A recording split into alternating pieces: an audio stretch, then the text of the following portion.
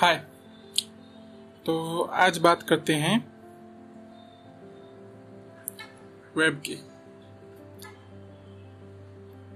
क्या होता है वेब, क्या होती है वेबसाइट, क्या होता है वेब पेज, ठीक है, कैसे काम करता है वेब। वेब का अंडरलाइन कंसेप्ट है इंटरनेट। इंटरनेट सिर्फ इसीलिए कि हम कम्युनिकेट कर पाए।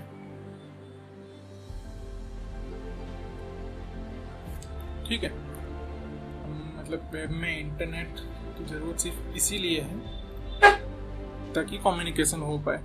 अगर इंटरनेट नहीं है, सिर्फ हमारे पास नेटवर्क ही अवेलेबल है, तब भी वेब मीनिंगफुल है। ठीक है, तो वेब बेसिकली मेनली काम करता है HTTP प्रोटोकॉल पे, हाइपर टेक्स्ट ट्रांसफर प्रोटोकॉल। क्या होता है HTTP? ठीक है, यही है वेब का बेस HTTP। देखते हैं HTTP क्या है। HTTP प्रोटोकॉल है क्लाइंट सर्वर प्रोटोकॉल है।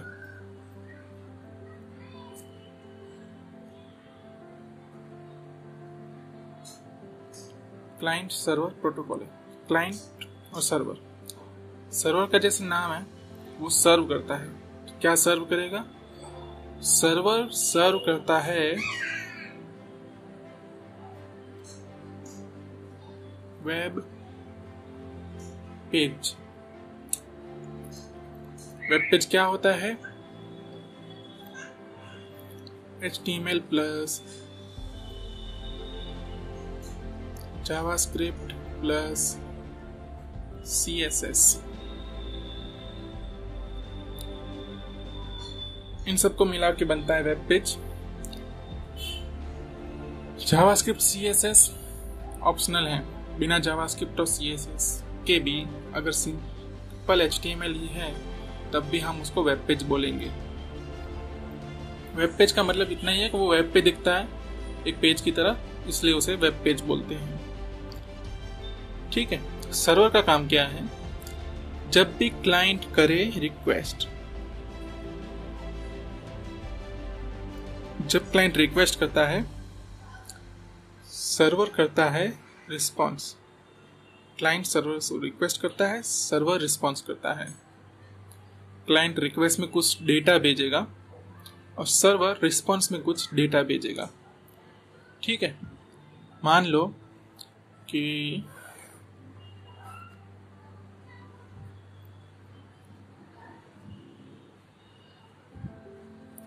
ये है मेरा क्लाइंट और ये है मेरा सर्वर। ठीक है, मैं टाइप करता हूं http://google.com। ये है URL मतलब इस सर्वर का एड्रेस। अभी सर्वर एक्चुअल में क्या है? सर्वर एक्चुअल में एक कंप्यूटर है। ये है एक PC, लेकिन उसको PC नहीं बोलेंगे क्योंकि ये पर्सनल यूज के लिए नहीं है, ये एक सर्वर यूज के लिए है। तो ये सर्वर है एक कंप्यूटर। इस सर्वर पे एक चीज चलती है जिसे बोलते हैं, ठीक है, सर्वर एक मशीन है जिसपे एक सॉफ्टवेयर चलता है, उस सॉफ्टवेयर को बोलते हैं वेब सर्वर। वेब सर्वर कौन से होते हैं? अपाचे, Nginx,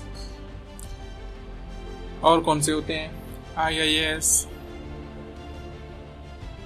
ठीक है, बहुत सारे अलग अलग टाइप के सर्वर्स अवेलेबल हैं। कुछ लाइट वेट हैं, कुछ फुल फ्लैश्ड सर्वर हैं।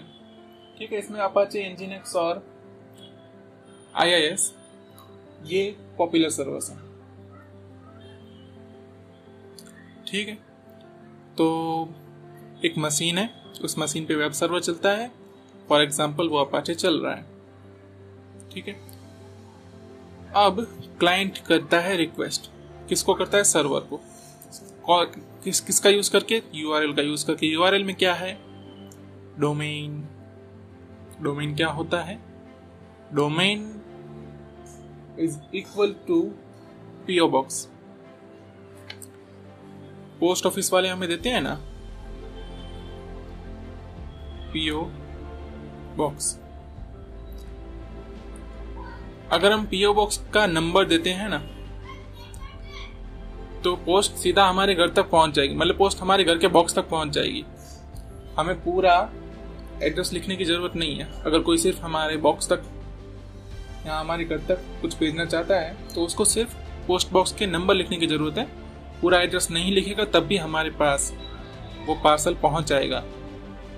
ये होता है पोस्ट बॉक्स। ठीक है, इसी तरह से डोमेन क्या होता है? ये जो सर्वर है, यहाँ पे सर्वर की मशीन है, उसके पास एक IP है, unique IP around the world. Around the world का मतलब है जितने भी PC या जितने भी कंप्यूटर इंटरनेट से कनेक्टेड हैं, उन सब में इसका IP होगा यूनिक।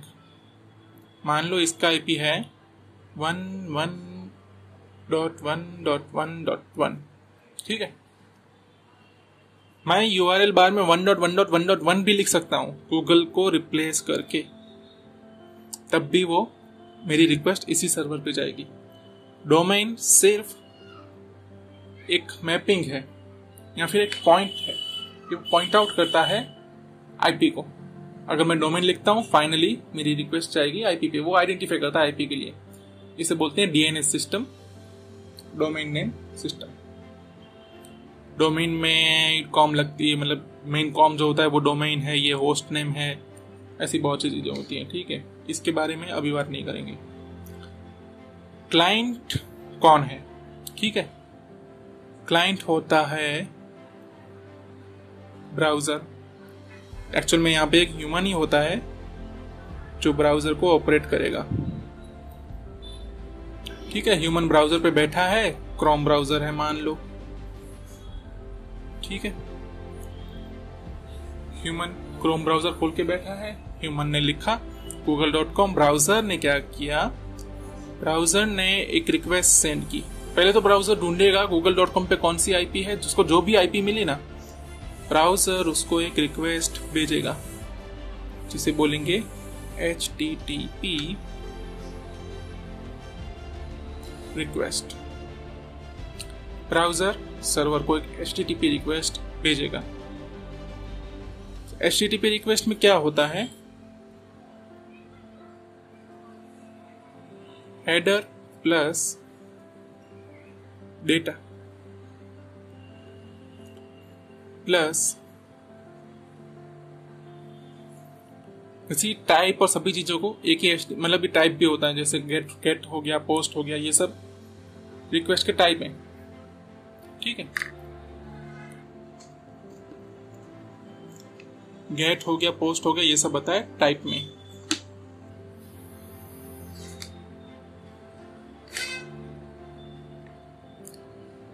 क्लाइंट एक रिक्वेस्ट भेजेगा हेडर, डेटा और टाइप के साथ। टाइप होता है हमारा गेट, पोस्ट, ये सब होता है टाइप। ठीक है, मतलब इसको मैं लिख देता हूं यहाँ पे, गेट,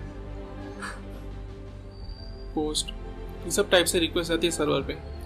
सर्वर एक रिक्वेस्ट को रिसीव करेगा, मतलब रिसीव कौन करेगा? अपाचे। जैसे ही अपाचे को रिक्वेस्ट मिलती है, अपाचे जो कि वेब सर्वर है अपनी कॉन्फ़िगरेशन को देखेगा। ठीक है, उस कॉन्फ़िगरेशन में देखेगा कौन सी चीज के लिए रिक्वेस्ट की गई है। ठीक है, मान लो हम रिक्वेस्ट करते हैं index.html। अगर यहाँ पे कुछ नहीं लिखा ना, तो सबसे पहले यही रिक्वेस्ट होगा index.html, इंडेक्स पेज। हमने रिक्वेस्ट किया index.html, अपाचे देखा कि ये HTML पेज है, इसको कोई प्रोसेसिंग की जरूरत नहीं है, इसको सीधा सीधा फाइल में ढूंढो। अगर मिल रहा है इस index.html फाइल तो ये फाइल रिस्पॉन्स में दे दो। अगर ये index.html ना होके index.php फाइल अवेलेबल है, नॉर्मली अपाचे के साथ PHP जाता है। PHP एक वेब प्रोग्रामिंग लैंग्वेज है, इसकी जगह कुछ भी हो सकता है। PHP की जगह ASP फाइल हो सकती है, जावास्क्रिप्ट हो सकता है, कौन सी आती है, जावा की कोई फाइल हो सकती है। यहाँ पे कुछ भी हो सकता है। PHP इज नॉट नेसेसरी इस अपाचे की कॉन्फ़िगरेशन में क्या है। अगर अपाचे जावा के साथ कॉन्फ़िगर है तो वो जावा के क्लास को देखेगा यहाँ पे। अगर अपाचे उसके साथ कॉन्फ़िगर है अपने जावास्क्रिप्ट के साथ तो वो जावास्क्रिप्ट देखेगा। वैसे जावास्क्रिप्ट के साथ होता नहीं है नॉर्मली, ठीक है। तो अपाचे किस चीज के साथ कॉन्फ़िगर है उसके हिसाब से वो डिसीजन लेगा अब इस फाइल को प्रोसेस करना है नहीं करना। अगर वो PHP देखेगा ना तो वो ये फाइल देगा PHP इंजन को।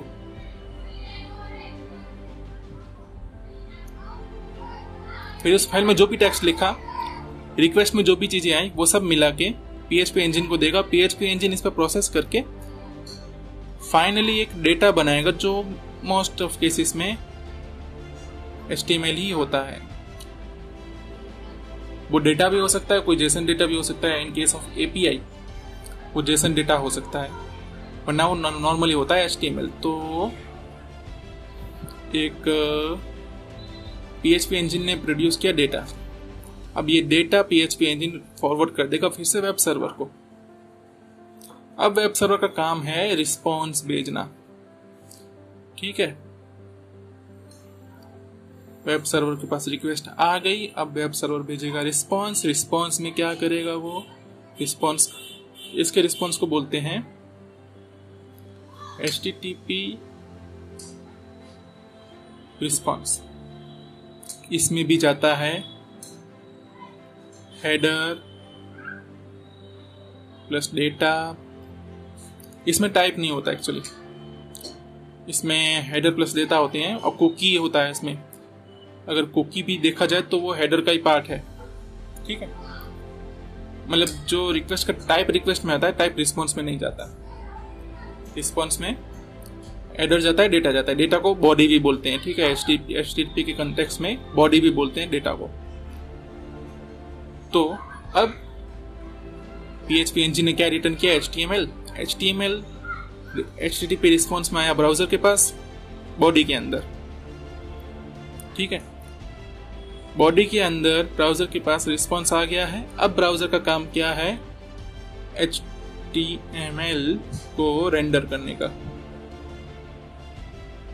रेंडर करने का मतलब है जो उसके पास HTML आया है उसको अब वो डिस्प्ले करेगा इन फॉर्म ऑफ ग्राफिक्स। इस तरह से एक रिक्वेस्ट फुलफिल होती है। ये पूरा एक फ्लो है सिंपल HTTP रिक्वेस्ट का, ठीक है। अब इसमें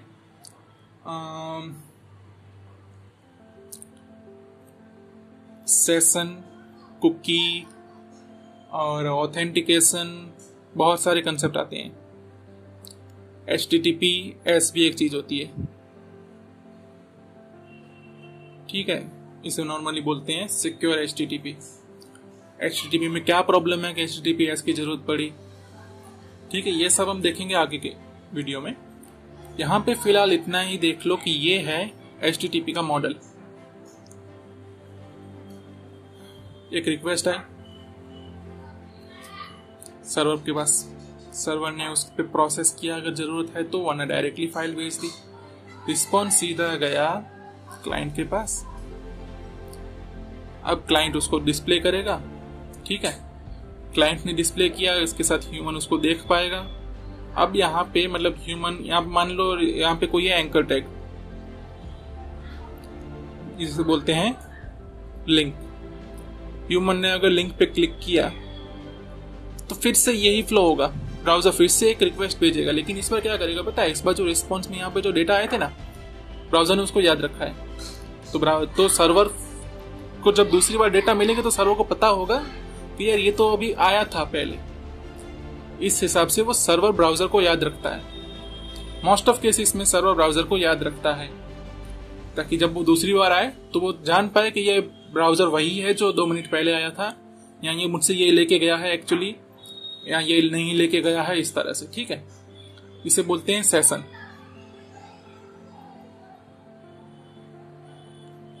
सेशन कैसे मैनेज होता है ये भी अपने आप में एक कहानी है। सेशन मेनली मैनेज होता है कुकी के थ्रू। अब तो सेशन के सिवा हम बहुत चीजें मतलब और सीखते हैं। अब अगर हमारे पास सेशन नहीं है तब भी ब्राउजर को याद रखने के तरीके हैं। कुकी सबसे बेसिक तरीका है, सबसे ट्रेडिशनल, सबसे बेसिक तरीका है, जिसके लिए कोई ज्यादा मेहनत करने की जरूरत नहीं पड़ती। दूसरे तरीके हैं जिसमें आता है लोकल स्टोरेज, लेकिन वो मैन्युअली तरीके हैं। कुकी सबसे बेसिक है। ठीक है, तो बस फिलहाल इतनी ही बात करते हैं, बाकी की बातें देखेंगे नेक्स्ट वीडियो में।